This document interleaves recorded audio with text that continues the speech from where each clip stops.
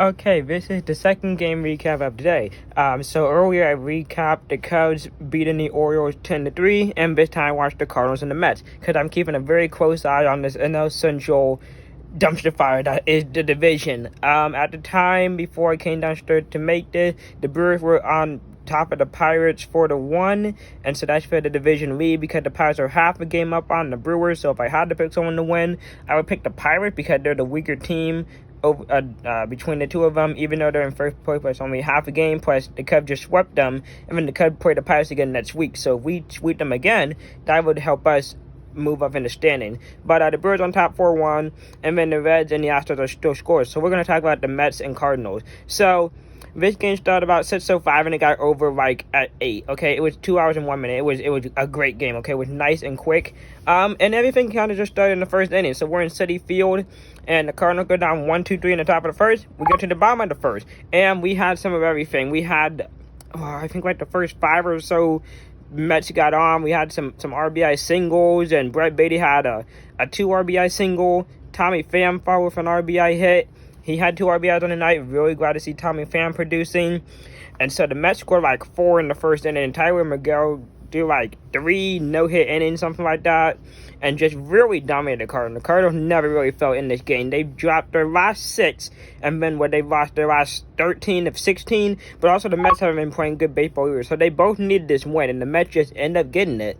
And so Roger Contreras had a home run. I believe that was the 5th or something like that. So he had a home run. He'd been struggling. I mean, kind of glad the Cubs didn't re-sign him, but, he'd been struggling hard in St. Louis. So hit the home run. So now it's 5-1 at the time, and he hit the home run. So then Jordan Walker comes up, hits a double. Dylan Carlson get hit by a pitch. So now we have first and second with no outs, and we're like 1 run's already in. We can do something here, okay? And Paul DeJong strikes out. Cool. Brings up Tommy Edman. And then Jordan Walker tried to steal third. You're down by 4 with 1 out. So he gets tied out trying to go from second to third. And then Tommy Edman strikes out. So, kind of really killed that inning. And then Daniel Vogelback comes up and hits a bomb for the Mets. Okay, that was the 6th run. It was a solo shot, and it was out of there. I want to say shout out Tommy Edman, playing some really good center field, even though he's a second baseman or an infielder. He's very versatile. I'm very surprised to see how many plays he made out in center field as a very utility player that he is, because all the outfielders for the Cardinals are hurt. O'Neill is hurt, Nootbaar is hurt. I don't know where Alex Burleson is, but this team really, really needs something. I don't know what they need. They need better pitching for sure.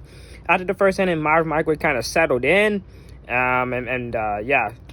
But it was too little too late. Francisco Lindor had a sacrifice fly. He needs to get it going again.